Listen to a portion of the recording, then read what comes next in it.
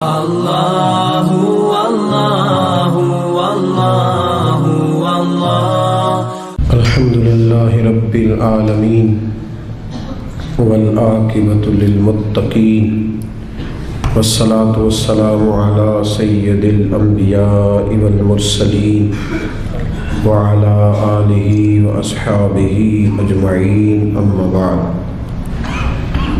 اعوذ باللہ من الشیطان الرجیم بسم اللہ الرحمن الرحیم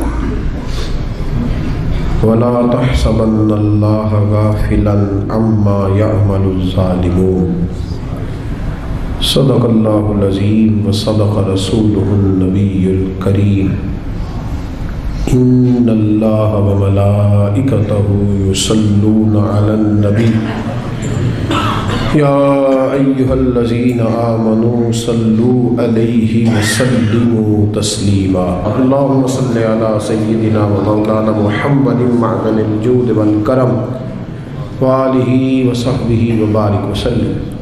حمد و صلاۃ کے بعد عزیز دوستوں، بزرگوں اور بھائیوں، اللہ تبارک و تعالیٰ نے انسان کو انسان کی ضرورت بنایا ہے،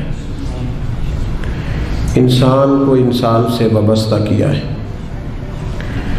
اور اس کو یہ حکم دیا ہے کہ اگر کچھ لوگ تیرے ماتحت ہوں، تیرے زیر دست ہوں، تو انہیں ان کے ساتھ کوئی زیادتی نہیں کرنی، کوئی ظلم روا نہیں رکھنا۔ اگر اللہ اپنے فضل سے، اس کی تقسیم ہوتی ہے نا، کسی کو چھوٹا بناتا ہے تو کسی کو بڑا بناتا ہے، کسی کو مالدار بناتا ہے، کسی کو غریب بناتا ہے، یہ اس کی حکمت کے تقاضے ہوتے ہیں۔ فرمایا کہ اگر تجھے میں صاحب اختیار کروں یا صاحب اقتدار کروں، یا میں اپنی حکمت کے تقاضوں کے تحت کسی جگہ تجھے کسی پر کوئی فوقیت یا کوئی قبضہ عطا کروں، تو تو نے ظلم سے بچنا ہے، کسی کے ساتھ کوئی زیادتی نہیں کرنی۔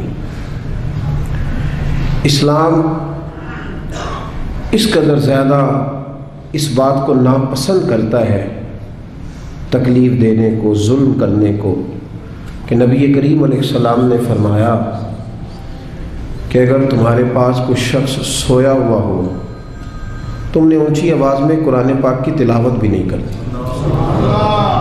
تم نے ذکر بھی اونچا نہیں کرنا، جس سے کسی شخص کو کوئی بھی جسمانی، روحانی، اعصابی تکلیف پہنچے، وہ کام نہ کرو، اس سے بچو۔ اگر انسان ساری زندگی صرف اپنے آپ کو سیف کرنے کے چکر میں رہے اور پھر یہ پروگرام بنا لے کہ اگر میں نرم پڑوں گا تو پھر میرا لوگوں پہ رعب کیسے قائم رہے گا، اگر میں تھوڑا سا ڈھل جاؤں گا تو لوگ تو اس کا ناجائز فائدہ اٹھائیں گے، تو بھئی لوگ تو اٹھائیں گے۔ نبی کریم صلی اللہ علیہ وسلم نے فرمایا، یہ جامع ترمذی میں موجود ہے، حضور علیہ السلام فرماتے ہیں مومن نرم دل ہوتا ہے، لیکن سامنے والا اسے بیوقوف سمجھ لیتا ہے، حالانکہ وہ نرم دل ہوتا ہے۔ لوگ سمجھتے ہیں کہ شاید اسے ساری باتوں کا پتہ، ساری خبر ہوتی ہے، وہ جان رہا ہوتا ہے، لیکن چونکہ اللہ نے نرم دل بنایا، اب وہ کیا کرے؟ میرے بھائی، کوشش کریں کہ سامنے والا اگر زیادتی پہ اتر آیا ہے تو پھر بھی آپ اس کے جواب میں کوئی زیادتی نہ کریں، اپنی زندگی میں کانٹے بونے سے بچیں۔ قرآن پاک میں اللہ تبارک و تعالیٰ نے سورہ ابراہیم کے اندر اس بات کو بیان فرمایا۔ دنیا میں لوگ ظلم ہوتا دیکھتے ہیں تو پھر ساتھ یہ کہتے ہیں کہ جی یہاں کچھ نہیں ہو سکتا، یہاں کیسے انصاف ہوگا، معاذ اللہ تعالیٰ، یہاں تو ہر فائل داخل دفتر ہو جاتی ہے، یہاں تو جس پر زیادتی ہوتی ہے وہ بیچارہ مظلوم رہتا ہے اور ظالم کا دفاع ہو جاتا ہے، ظالم بچ جاتے ہیں۔ تو اللہ تبارک و تعالیٰ نے ہمارے اس سارے سوالوں کا جواب مختصر جملوں میں ارشاد فرما دیا، مختصر جملوں میں فرمایا، وَلَا تَحْسَبَنَّ اللَّهَ غَافِلًا عَمَّا يَعْمَلُ الظَّالِمُونَ۔ فرمایا یہ سوچنا بھی نہ، یہ گمان بھی نہ کرنا کہ اللہ ظالموں کے کاموں سے بے خبر ہے، یہ گمان بھی نہ کرنا، سوچنا بھی نہ، تمہارے عاشیہ خیال میں بھی یہ بات نہ آئے کہ اللہ ظالموں کے کاموں سے ہاں انما یؤخرہم، اللہ انہیں تھوڑی مہلت دے رہا ہے، لیوم تشخص فیہ الابصار، اس دن کے لیے جس دن آنکھیں کھلی کی کھلی رہ جائیں گی۔ اللہ انہیں مہلت دے رہا ہے، ڈھیل دے رہا ہے۔ ڈھیل کو ان کی آزادی نہ سمجھ لینا، اللہ کو تم نے گمان بھی نہیں کرنا۔ ذرا قرآن مجید کی آیت کی ترتیب دیکھیے، فرمایا یہ سوچنا بھی نہ کہ اللہ غافل ہے، اللہ تو ڈھیل دے رہا ہے، اور ڈھیل ڈھیل ہوتی ہے۔ ڈھیل میں بلکہ کئی دفعہ انسان زیادہ اپنے لیے آزمائش جمع کر لیتا ہے۔ ظالم جب ظلم کرتا ہے تو وہ بھول جاتا ہے شاید مجھ سے کوئی پوچھے گا نہیں، کوئی مجھ پہ سوال نہیں کرے گا، میں اب ظاہر ہے میں اب اقتدار میں ہوں، با اختیار ہوں۔ اور جب انسان کرسی پہ بیٹھا ہوتا ہے تو پھر چونکہ سارے لوگ اس سے نیچے بیٹھے ہوتے ہیں تو پھر وہ یہ سمجھتا ہے کہ یہ کرسی ہمیشہ قائم رہے گی، حالانکہ اسے یہ نہیں پتا کہ تجھ سے پہلے بھی کئی کرسی پہ بیٹھ چکے ہیں اور تیرے بعد بھی کئی بیٹھیں گے۔ بھول جاتا ہے آدمی۔ جب انسان کی جیب میں دولت ہوتی ہے نا تو وہ سمجھتا ہے میری لونڈی ہے، اب یہ ہمیشہ میرے پاس رہے گی، لیکن دولت کسی کی لونڈی یہ تو بدلتی رہتی ہے۔ میاں محمد بخش صاحب رحمۃ اللہ تعالیٰ علیہ کے حالات میں لکھا ہے کہ ایک شخص تانگے پہ بٹھا کے آپ کو اپنے گھر لے گیا، دعوت پکائی، تو تانگا جب گزر رہا تھا نا تو وہ بتا رہا تھا حضرت صاحب یہ زمین بھی میری ہے، وہ والی بھی میری ہے، یہ والی بھی میری ہے، اور وہ سامنے باغ بھی میرا ہے۔ اللہ والے دولتوں سے مرعوب نہیں ہوتے، ان پر یہ چیزیں اثر دنیا داروں پہ اثر کرتی ہیں۔ ہاں کسی دنیا دار نے اللہ والوں کا لبادہ اوڑھا ہو تو اس پہ بھی اثر کر جاتی ہیں۔ دنیا دار نے اللہ والوں کا لبادہ اوڑھا ہو تو اس پہ تو اثر کر جاتی ہیں، لیکن رب کریم کے بندوں پر یہ چیزیں اثر انہیں کیا لگے اس چیز۔ تو وہ جب باز نہ آیا، کئی بندے مجبور کر دیتے ہیں جواب دینے کے لیے، دل نہیں کر رہا ہوتا، لیکن وہ اس کثرت سے گفتگو کرتے ہیں کہ کئی جگہ پہ بات کرنی پڑ جاتی ہے۔ جب اس نے بہت زیادہ اس بات کو طول دیا نا، وہ بھی میری، یہ بھی میری، فلاں بھی میری، بڑا اللہ کا کرم ہے جی، بڑا اللہ نے نوازا ہے، دیر ہو گئی اسے ایک ہی بات کرتے تو میاں صاحب رحمۃ اللہ علیہ بول پڑے، فرمانے لگے یہ بتا کہ اب تو یہ تیری ہے تو تجھ سے پہلے یہ زمین کس کی تھی؟ تجھ سے پہلے؟ کہنے لگا جی فلانے کی۔ تو آپ فرمانے لگے چلو یہ تو تجھے پتہ ہی ہوگا کہ تیرے بعد کس کی بنے گی۔ چپ کر گیا۔ تو آپ فرمانے لگے دانش مندہ دا کم ناہی دل دنیا تے لانا، اس ووٹی کئی خامد کیتے۔ دانش مندہ دا کم ناہی دل دنیا تے لانا، اس ووٹی تے کئی خامد کیتے۔ تو جو کیتا سو کھانا، کھا جاتی ہے جس کو بھی کرتی ہے، تو کس چکر میں الجھ گیا؟ یہ شوشا، یہ تھوڑا بہت، اور لوگوں کو روب کے اندر رکھنے کی کوشش کرنا، بڑے بڑے لوگوں کے ساتھ تصویریں کھنچوا کے ڈرائنگ روم میں لگانا، فیس بک پہ دینا کہ میرا بڑا روب چلتا ہے، یہ وقتی باتیں ہیں، یہ جھوٹ کا سہارا، یہ پلندہ ہے، یہ فریب ہے، یہ فراڈ ہے، یہ اپنے نفس کو تھوڑی دیر کے لیے مطمئن کرنے کی بات ہے۔ زندگی میں کبھی ظلم نہ کریں، روب نہیں رہتا تو نہ رہے۔ وقتی طور پر اگر ہماری قدر محسوس ہوتا ہے کہ چھوٹی ہو رہی ہے تو نہ ہو، لیکن کبھی بھی کسی کے ساتھ کوئی زیادتی، میرے رسول کریم صلی اللہ تعالی علیہ وسلم نے فرمایا زیادتی نہ کرنا۔ ظلم قیامت کے اندھیروں میں سے ایک اندھیرا ہوگا، قیامت کے اندھیروں میں سے ایک، میری بات کی سمجھ آ رہی ہے آپ کو؟ قیامت کے اندھیروں میں سے بڑے اندھیرے کا نام ظلم حضور نے بیان کیا۔ اور آپ کو پتہ جب اندھیرا ہوتا ہے تو پھر ایکسیڈنٹ ہوتا ہے، جب اندھیرا ہوتا ہے تو آنکھیں چندھیا جاتی ہیں، یہ دھند پڑتی ہے نا پاکستان کی کچھ سڑکوں پر، چیخ اٹھتے ہیں لوگ، چیخ اٹھتے ہیں، اعلان ہوتے ہیں غیر ضروری سفر نہ کرنا، باہر نہ نکلنا۔ یہ عرش کا مالک صرف ہمیں بتاتا ہے کہ یہ تو وہ والی دھند ہے تو چند گھنٹوں کے لیے ہے، اس اندھیرے سے بچو جو قیامت کے دن تمہارے گرد چھا جائے گا، تمہیں خبر ہی نہیں ہوگی کدھر جانا ہے، راستہ ہی نہیں ملے۔ یہ صرف ہمیں دکھایا جاتا ہے، یہ تو ایک ہلکا سا چند گھنٹوں کے لیے ایک معاملہ ہے، اس سے بچو۔ نبی پاک صلی اللہ علیہ وسلم نے صحابہ کو مختلف طریقوں سے، مختلف حکمتوں سے باتیں ان کے ساتھ کرتے تھے، اور پھر وہ باتیں ہمارے فائدے کے لیے ہمارے سامنے آ گئیں۔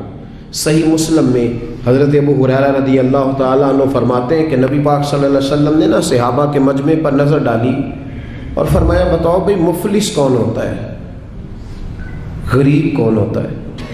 بتاؤ، اللہ اکبر، غریب کون ہوتا ہے، مفلس کون ہوتا ہے؟ میں ملک سے باہر تھا تو ایک صاحب مجھے بڑے عرصے سے فون کر رہے تھے آپ یہاں آئیں گے تو ضرور ملیے گا، اور شاید کم لوگ اتنا فون کرتے ہوں، بڑی کثرت سے انہوں نے فون کیا، اور جس شہر میں وہ رہتے تھے جب میں وہاں پہنچا تو جس طرح کو بہت بچھڑا ہوا آدمی ملتا ہے اس طرح وہ درد سے روئے۔ میں نے ان سے کہا کہ ملاقات بھی پہلی ہے پر آپ کا انداز تھوڑا زیادہ انفرادی ہے، لوگ تو بڑے ملتے رہتے ہیں، تو معاملہ کیا ہے؟ کہنے لگے میرے لیے دعا کرو، میں دنیا کا وہ غریب آدمی ہوں جس کے پاس صرف دولت ہے، اس کے علاوہ کوئی شے موجود نہیں، کھو چکا ہوں، ان پکی سڑکوں پہ میں سارا کچھ کھو چکا ہوں، ایک دولت بچی ہے، اس کے علاوہ میرے پاس دوسری کوئی چیز۔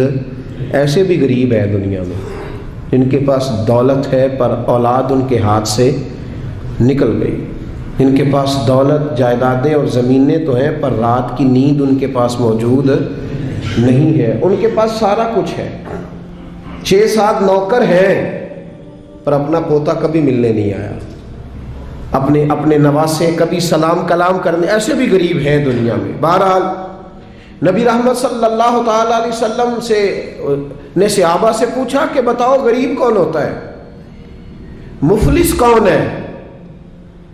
تو حضرت ابو ہریرہ رضی اللہ تعالیٰ عنہ فرماتے ہیں وہی جواب جو روٹین میں سب نے دینا تھا، یا رسول اللہ جس کے پاس مال و دولت نہ ہو وہ مفلس ہے، وہ غریب ہے۔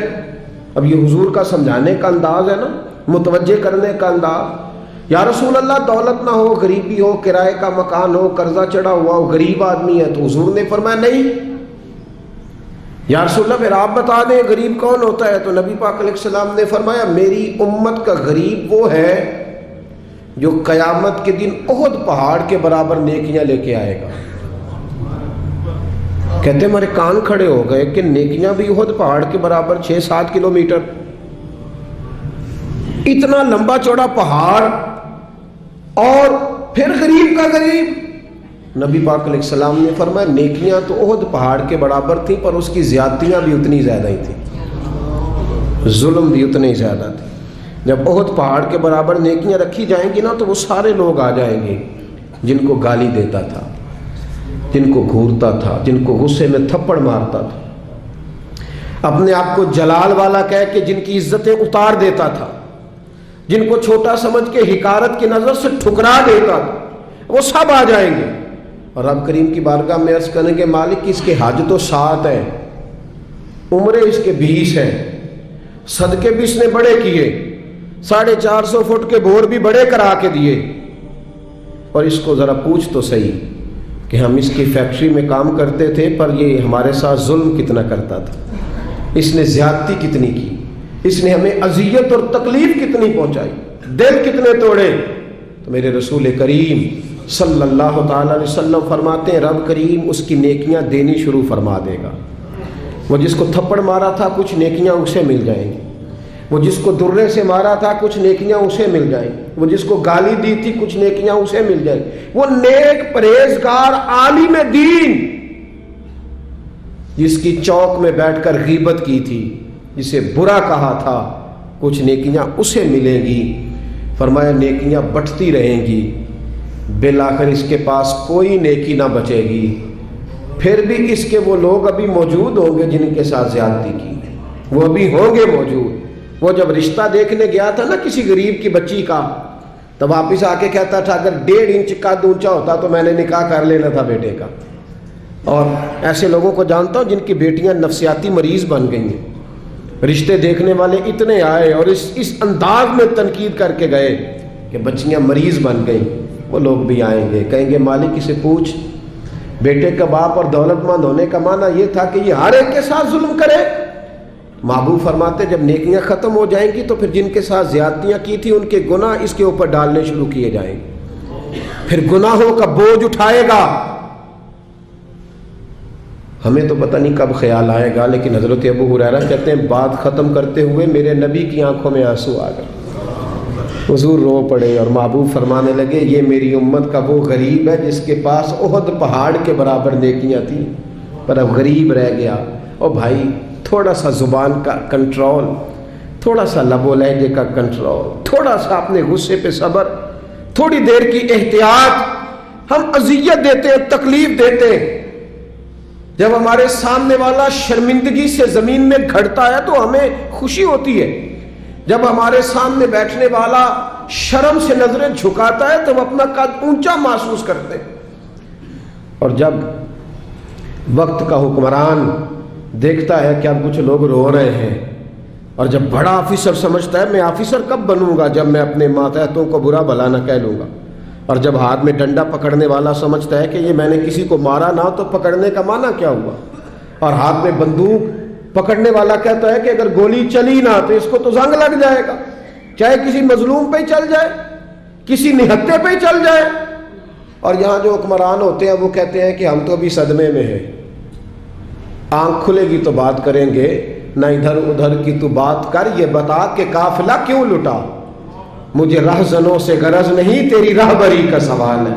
او بھائی ہم روز ظلم خرید رہے ہیں اپنے لیے، روز زیادتی جمع کر رہے ہیں اپنے لیے۔ میرے رسول کریم صلی اللہ تعالی علیہ وآلہ وسلم نے فرمایا جس نے زمین کے بالشت بر ٹکڑے پر ظلم کیا، ایک بالشت، ایک گٹ، جس نے زمین کے بالشت بھر ٹکڑے پر ظلم کیا، اللہ تعالیٰ قیامت کے دن 7 زمینوں کا توق بنا کے اس کے گلے میں ڈال دے گا، پھر اس کی گردن ٹوٹنے پہ آئے، پھر وہ ہائے ہائے کرے گا، لیکن اسے اس وقت معافی نہیں ملے گی۔ آج موقع ہے وہ معافی مانگے، درگزر کا سوالی بنے، بچے اس ظلم سے، بچے اس جس کو پتہ چل گیا ہے کہ میرا بیٹا اپنی بیوی کے ساتھ درست طریقے سے نہیں رہ رہا، اس باپ کا فرض نہیں ہے اپنے بیٹے کو ڈانٹنا کہ اس نے طرفدار بننا۔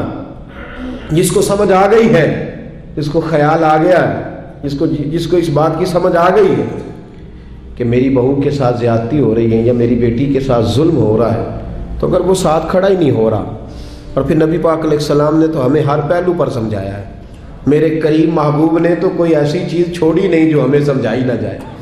اللہ کے حبیب فرماتے ہیں اپنے بھائی کی مدد کرو چاہے وہ ظالم ہو یا مظلوم ہو۔ یا رسول اللہ مظلوم کی مدد تو سمجھ میں آتی ہے، ظالم کی کیسے مدد کریں؟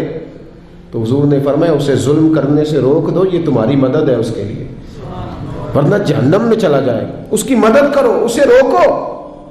جب لوگ ظلم کر رہے ہوتے ہیں تو کہتے ہیں کیسے پتہ چلے گا، ہم چھپ کے کر رہے ہیں، کون ہے دیکھنے والا؟ جب ظلم کر رہے ہوتے ہیں تو کہتے ہیں میں نے وہ سارے جن جگہوں سے میں پکڑا جا سکتا تھا وہ سارے دروازے بند کر کے آیا ہوں، میں نے ہر ایک کو خرید لیا ہے۔ زندگی کے 6 مہینے، 6 سال، 10 سال، 15 سال انہیں محسوس ہوتا ہے کہ کسی کو بھی نہیں پتہ چلا، کوئی بھی سامنے نہیں آیا، لیکن میرے بھائی خون پھر خون ہے، یہ ٹپکے گا تو جم جائے گا، دست قاتل پہ جمے یا کف صحرا پہ جمے، یہ جم جایا کرتا ہے۔ ظلم جو ہوتا ہے وہ کبھی بھی اس کے زخم صاف نہیں ہوتے، وہ باقی رہتے ہیں، وہ ہمیشہ موجود رہتے ہیں، ان میں کمی نہیں آتی، اور جس پر ظلم ہوتا ہے اسے کبھی ظلم بھولتا، بولیے ظلم بھولتا خوشی۔ شاہ کسریٰ نے اپنے بچے کو، بیٹے کو، جب ایک ہی اس کا بیٹا تھا تو اس کے دل میں یہ خیال آیا کہ میں اسے علوم و فنون سارے سکھانا چاہتا ہوں۔ اس نے اپنے بیٹے کو گھوڑ سواری بھی سکھائی، تیر اندازی بھی سکھائی، سیاست بھی سکھائی، فن حرب و ضرب بھی سکھایا۔ پھر خیال آیا کہ میرا بیٹا کچھ اخلاق بھی سیکھے، دینداری بھی سیکھے۔ ایک درویش تھے شیخ حسن، ان سے کہا کہ حضرت میں چاہتا ہوں کہ میرے بیٹے کو گھر آ کے پڑھا دیا کریں۔ توجہ ہے میری بات پر؟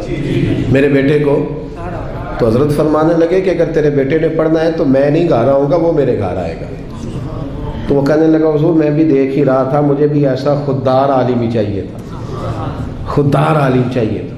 بہرحال حضرت کے گھر وہ پڑھنے جانے لگا تو مسلسل 6 سال وہ طالب علم پڑھنے گیا، اور عام طالب علموں کے ساتھ اس شہزادے نے بیٹھ کر تعلیم حاصل کی۔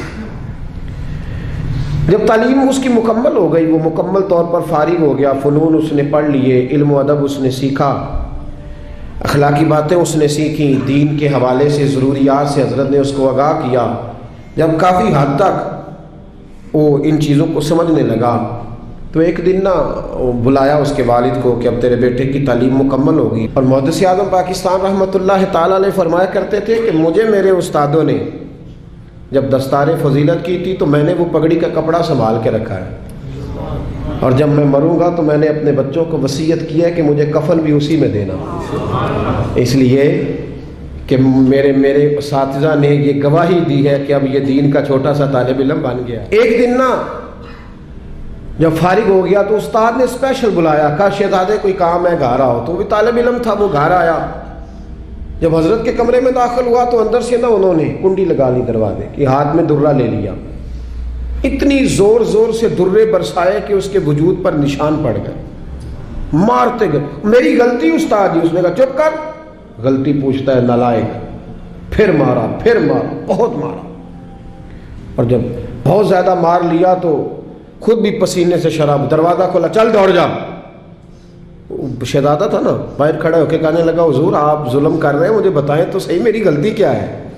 غلطی بتا کے مارے تو ٹھیک ہوا، فرمایا میں تجھے غلطی بتاؤں گا، چل نکل جا. اس نے گھر جا کے اپنے ابا سے کہا بادشاہ سلامت سے کہ استاد جی نے ناجائز مارا ہے. بادشاہ سمجھدار تھا، کہنے لگا بیٹا جو قومیں اساتذہ کو کٹہروں میں کھڑا کرتی ہیں وہ کبھی کامیاب نہیں ہوتی. استاد کبھی ناجائز نہیں مارا. اگر فزکس کیمسٹری کا ہو تو وہ ناجائز نہیں مارتا، لیکن اگر 8,000 کا مولوی ہو تو پھر وہ ناجائز ہی مارتا ہے. پھر سویرے اماں آئی جاتی ہے کہ تو مسیتے رہنا ہے کہ جا جانا ہے، 8,000 تنخواہ ہے تو میرا 60 کروڑ کا منڈا ہے. میں غلط نہیں کہہ رہا، میں صحیح کہہ رہا ہوں. وہ اگر فزکس کا استاد ہو نا جو 10,000 روپیہ لیتا ہے تو پھر تو ٹھیک ہے، لیکن اگر بیچارہ غریب امام مسجد ہو تو پھر تو وہ شہزادے کو آگ نہیں لگا سکتا. یہ تقسیم ہے ہماری، یہ ظلم ہے. تو بادشاہ نے کہا کہ بیٹا اساتذہ ناجائز نہیں مارتے، تیری کوئی غلطی ہوگی جس کی تجھے نہیں خبر، استاد جانتے.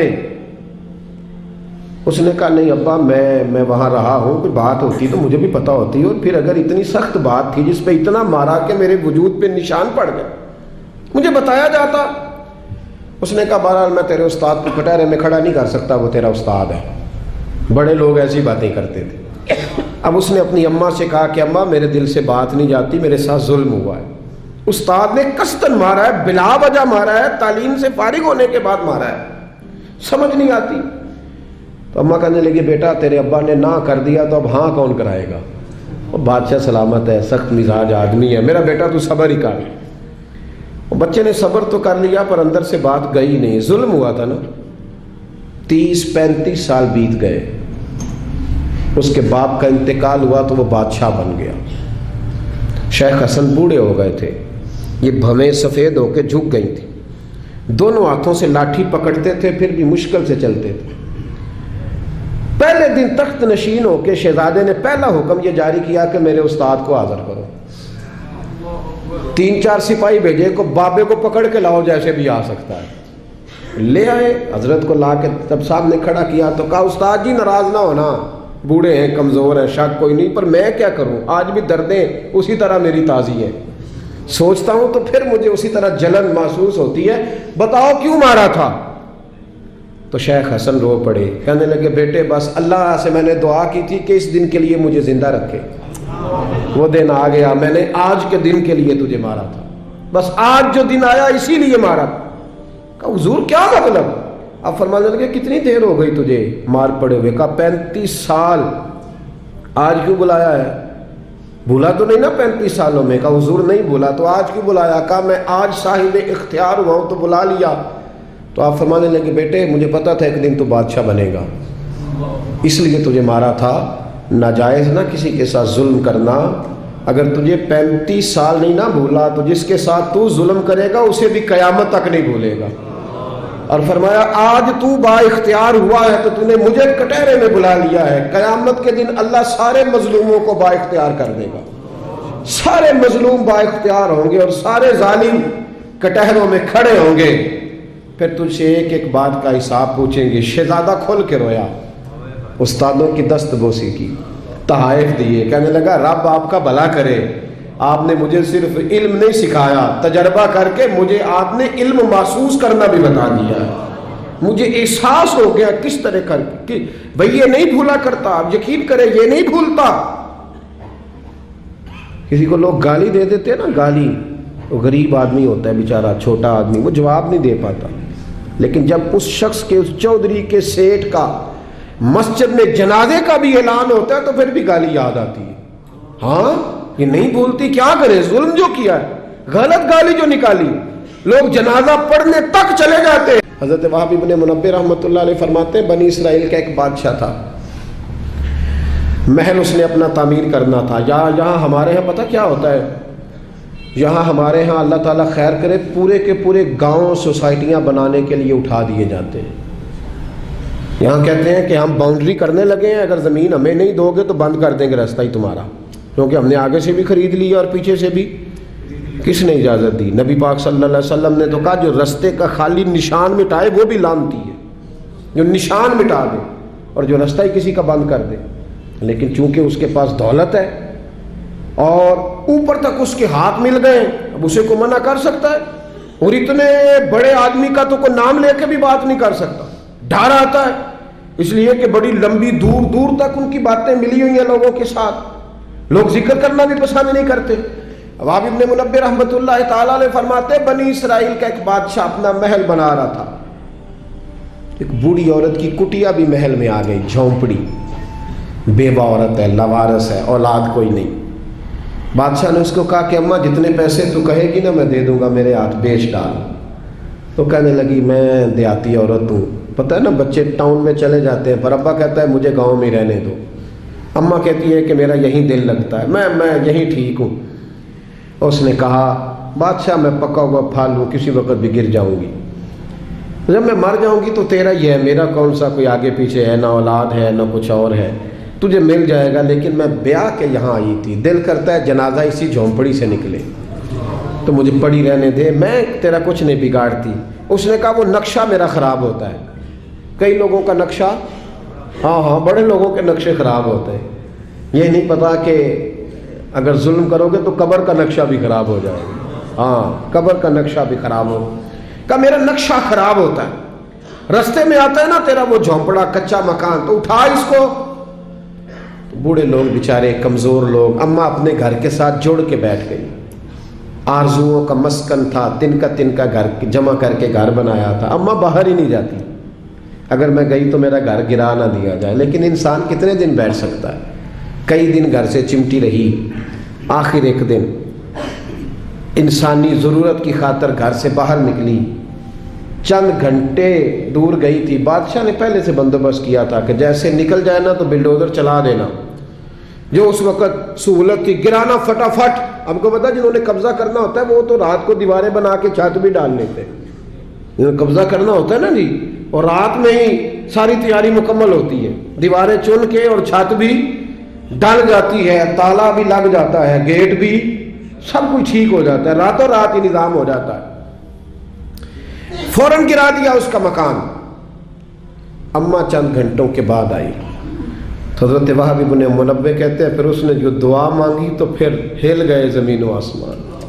بوڑھی تھی نا اور مظلوم تھی، اور میرے نبی کریم علیہ السلام نے فرمایا جب مظلوم ہاتھ اٹھاتا ہے تو پھر رب کریم اس کی دعا کو ضرور قبول فرماتا ہے۔